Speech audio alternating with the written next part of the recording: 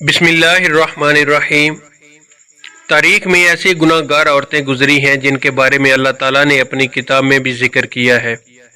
یہ عورتیں نہ صرف انسانوں کی گمراہی کا باعث بنیں بلکہ بعض اللہ تعالیٰ کے انبیاء کرام کو قتل کرانے میں بھی پیش رہیں۔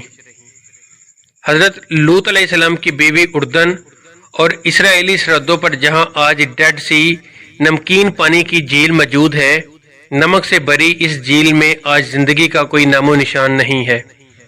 تاہم آج سے ہزاروں سال پہلے یہ انتہائی زرخیز علاقہ تھا جہاں صدوم اور عمومی نامی شہر آباد تھا۔ یہی وہ قوم تھی جس پر اللہ تعالیٰ نے حضرت لوط علیہ السلام کو نبی بنا کر بھیجا۔ اس قوم کا گناہ بہت بڑا تھا۔ ایسا گناہ اس قوم سے پہلی قوموں میں کسی نے نہ کیا تھا۔ اس قوم کے مرد مردوں کے ساتھ اور عورتیں عورتوں کے ساتھ بدکاری کرتی تھی۔ حضرت لوط علیہ السلام کی بیوی جس کا نام وائلہ تھا، وہ بظاہر تو حضرت لوط علیہ السلام کی بیوی تھی، لیکن وہ اندر سے کافر تھی۔ وہ اپنی قوم کا ساتھ دیتی تھی۔ اس بیوی کے لیے اور کیا بد نصیبی ہو سکتی ہے کہ یہ عورت ساری زندگی ایک نبی کے ساتھ رہتے ہوئے بھی اللہ تعالیٰ کے حکم کی نافرمان رہی۔ جب حضرت لوط علیہ السلام کی قوم نے آپ علیہ السلام کی باتوں کو ماننے سے انکار کر دیا تھا تو اللہ تعالیٰ کے فرشتے نوجوانوں کی صورت میں اس بستی پر ظاہر ہوئے جو حضرت لوط علیہ السلام کے گھر میں قیام پذیر ہوئے۔ حضرت لوط علیہ السلام کی بیوی جو اپنی قوم صدوم کے ساتھ ملی ہوئی تھی، اس نے جا کر اپنی قوم کے لوگوں کو ان نوجوانوں کے بارے میں خبر دی۔ ان لوگوں نے حضرت لوط علیہ السلام کے گھر کو چاروں طرف سے گھیر لیا۔ اس پر فرشتوں نے حضرت لوط علیہ السلام کو اس قوم پر عذاب لانے کی خبر سے آگاہ کیا اور آپ علیہ السلام کو حکم دیا کہ آپ اپنے گھر والوں کو یہاں سے لے کر نکل جاؤ۔ حضرت لوط علیہ السلام ابھی راستے ہی میں تھے کہ ان لوگوں پر اللہ تعالیٰ کی طرف سے پتھروں کی بارش ہو گئی۔ آپ علیہ السلام کی بیوی جو اپنی قوم کا ساتھ دیتی تھی، وہ بھی اپنی قوم کے ساتھ تباہ و برباد ہوگی۔ صدوم کے پہاڑوں میں بھی آج وائلہ کی آبادی موجود ہے۔ حضرت لوط علیہ السلام کی بیوی کا تذکرہ قرآن پاک کے علاوہ بائبل میں بھی موجود ہے۔ حضرت نوح علیہ السلام کی بیوی قوم نوح شرک جیسے گناہوں میں مبتلا ہو چکی تھی۔ اس قوم کے لوگوں نے اپنے سرداروں اور نیک لوگوں کے بت بنائے ہوئے تھے، ان کی عبادت اور پوجا شروع کر دی۔ اللہ تعالیٰ نے حضرت نوح علیہ السلام کو اس قوم پر مبعوث فرمایا۔ یہ قوم اتنی ظالم اور نافرمان تھی، اس قوم کے لوگ آپ علیہ السلام کے گھر داخل ہو کر آپ علیہ السلام پر ظلم کرتے اور آپ علیہ السلام کو بے یار و مددگار چھوڑ جاتے۔ حضرت نوح علیہ السلام کو مجلسوں سے نکال دیا جاتا تھا۔ حضرت نوح علیہ السلام کی بیوی بھی ان کافروں کے ساتھ ملی ہوئی تھی۔ مفسرین حضرت نوح علیہ السلام کی بیوی کا نام واہلہ یا واگلہ بیان کرتے ہیں۔ یہ عورت کافروں ہی نہیں بلکہ ان کا رہن سہن بھی کافروں جیسا تھا۔ حضرت نوح علیہ السلام کی بیوی کافروں میں شریک ہو کر آپ علیہ السلام کو دیوانہ اور مجنون قرار دیتی تھی۔ یہ عورت بتوں کی بڑی تعریفیں کرتی تھی۔ جب کوئی بندہ بتوں کو چھوڑ کر ایک خدا کی طرف مائل ہوتا تو یہ عورت اپنی قوم میں جا کر اس آدمی کا نام بتاتی، جس سے اس قوم کے لوگ اس بندے کو مارتے اور پیٹتے۔ اس طرح سے وہ بندہ ڈر اور خوف کے مارے پھر بتوں کی پوجا کرنے پر مجبور ہو جاتا۔ واہلہ نامی اس عورت نے حضرت نوح علیہ السلام کے ایک بیٹے یام کو بھی کفر میں مبتلا کر دیا تھا، لہٰذا آپ کا یہ بیٹا بھی ماں کی طرح کافروں سے مل کر آپ علیہ السلام کی مخالفت کرتا تھا۔ اللہ تعالیٰ نے اس عورت کو بدبختی قرآن پاک میں بیان کی ہے۔ اس کے تفسیر احوال بائبل میں بھی درج ہیں۔ جب اللہ تعالیٰ نے حضرت نوح علیہ السلام کی قوم پر سیلاب کا عذاب نازل کیا تو آپ علیہ السلام کی بیوی اور نافرمان بیٹا یام بھی اپنی قوم کے ساتھ برباد ہو گئے۔ دلائلہ وہ عورت ہے جس کا نام کئی صدیوں سے بے وفائی اور دغا بازی میں بہت مشہور ہے۔ دلائلہ کا ذکر قرآن پاک اور بائبل میں پڑھنے کو ملتا ہے۔ واقعہ کچھ یوں ہے کہ حضرت موسیٰ علیہ السلام کی وفات کے بعد بنی اسرائیل کی قوم عمالقہ کی محکوم بن گئی، تو اللہ تعالیٰ نے اس قوم میں بہت ہی طاقتور لڑکے کو پیدا کیا جس کا نام سمسن تھا۔ سمسن اس قدر طاقتور تھا کہ اکیلا ہی کئی ہزار بندوں کا مقابلہ کر لیتا تھا۔ قوم بنی اسرائیل نے اس بندے کی صلاحیت اور بربادی دیکھتے ہوئے سمسن کو اپنے قاضی کے عہدے پر فائز کر دیا۔ اس کی طاقت کے ذریعے قوم عمالقہ پر فتح حاصل کرنے کی کوشش میں لگ گئی تھی۔ دوسری طرف قوم عمالقہ سمسن کی طاقت پر قابو نہ پا سکی۔ انہوں نے اپنی قوم کی ایک لڑکی جس کا نام دلائلہ تھا، اس کو سمسن کی بہادری اور اس کی صلاحیت کا راز دریافت کرنے کے لیے سمسن کے پاس بھیجا تھا۔ سمسن اس لڑکی کو دیکھ کر پاگل ہو گیا، وہ اس کی محبت میں دیوانہ ہو گیا۔ اس نے اس لڑکی کو اپنی صلاحیت کے سب راز بتا دیے۔ سمسن نے کہا کہ اس کی طاقت کا راز اس کے لمبے بال ہیں۔ ایک دن موقع پا کر دلائلہ نے سمسن کے لمبے بال کاٹ دیے۔ اسی رات قوم عمالقہ نے بھی سمسن پر حملہ کر کے اس کو گرفتار کر لیا۔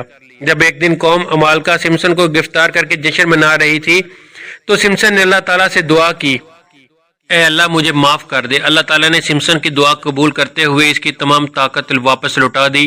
جس ستون کے ساتھ سمسن کو باندھا گیا تھا، سمسن نے اس ستون کو اپنی طاقت سے کھینچا تو سارے کا سارا محل زمین پر گر گیا، جس کے نتیجے میں دلائلہ اور قوم عمالقہ کے بے شمار لوگ موت کی گھاٹ اتر گئے۔ جیزبیل لبنان کے بادشاہ کی بت پرست بیٹی تھی۔ اس کی شادی قوم میں بنی اسرائیل کے بادشاہ اخبیب سے ہوئی۔ جیزبیل نے نہ صرف اخبیب کو بت کی پوجا کرنے پر لگا دیا بلکہ تمام ریاست میں ایک خدا کی عبادت کرنے کی بجائے بے شمار بت بنا دیے تاکہ لوگ ان بتوں کی پوجا کرتے ہوئے گمراہی سے باہر ہی نہ نکلے۔ ایک دن قوم کے نیک بندے یرمیہ علیہ السلام نے جیزبیل اور اس کے شوہر کو کہا کہ تم سب لوگ بت کی پوجا کرنے کی بجائے ایک خدا کی عبادت کرو، اس میں تمہاری بھلائی ہے۔ اس ظالم عورت نے نیزے کا اتنا شدید وار کیا جس کی وجہ سے وہ بوڑھا آدمی شہید ہو گیا۔ حضرت یرمیہ علیہ السلام نے اس عورت کو بددعا دی کہ بہت جلد ہی تیرے حسین و جمیل بدن کو کتے نوچ نوچ کر کھائیں گے۔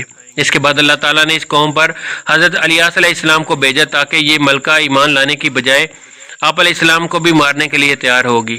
پھر ایک دن حضرت یرمیہ علیہ السلام کی بددعا رنگ لائی اور ملک اسرائیل پر سرحدوں کے قبائلی اور وحشی لوگوں نے حملہ کر دیا۔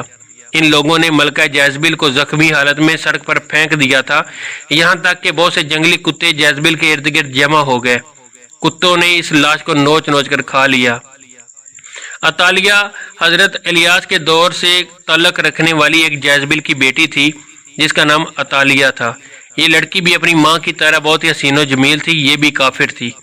اس کی شادی یہودا کے بادشاہ یہورام سے ہوئی۔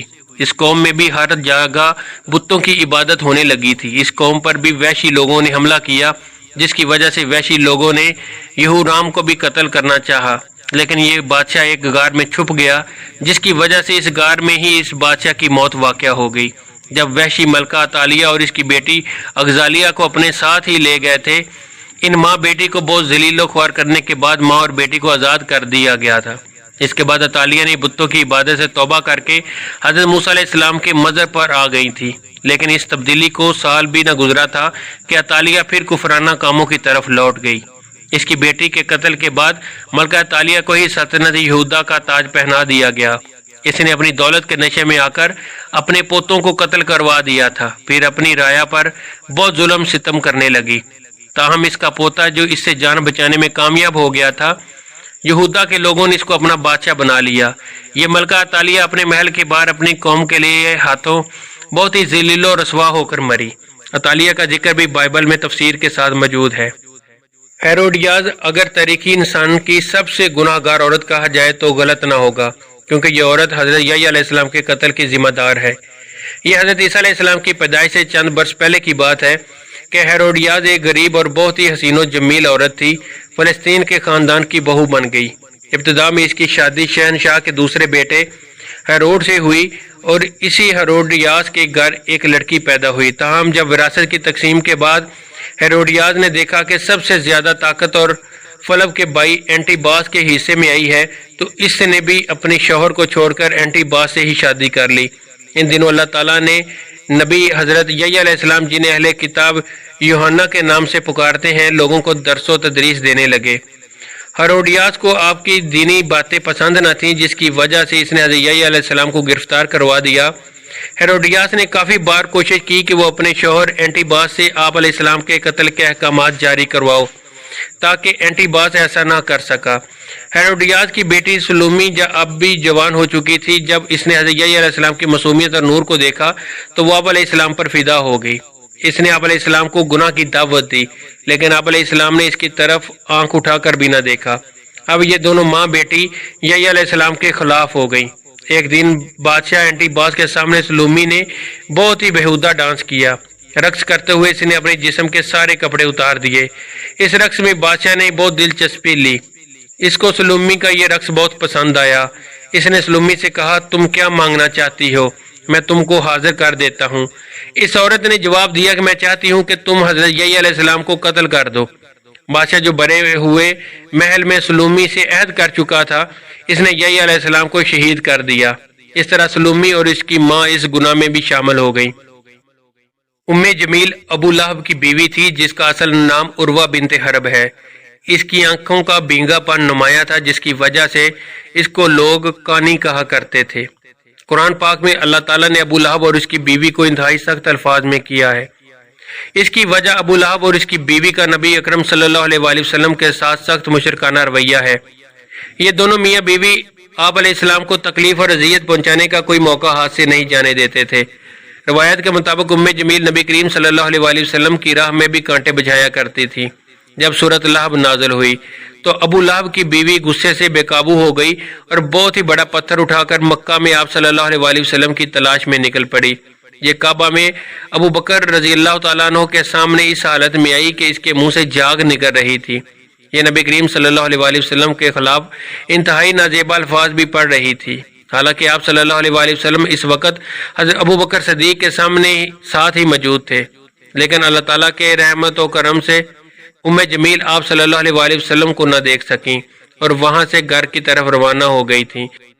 بے شک جمیل تاریخ کی بدبخت ترین عورتوں میں شامل ہے، کیونکہ اس نے نبی آخر الزمان، سرور کائنات، وجیہ تخلیق کائنات حضرت محمد صلی اللہ علیہ وآلہ وسلم کو بے شمار تکلیفیں پہنچائی۔ ناظرین، اگر آپ کو ہماری آج کی ویڈیو اچھی لگی ہو تو ہمارے چینل کو ضرور سبسکرائب کریں اور بیل آئیکن کو دبا دیں۔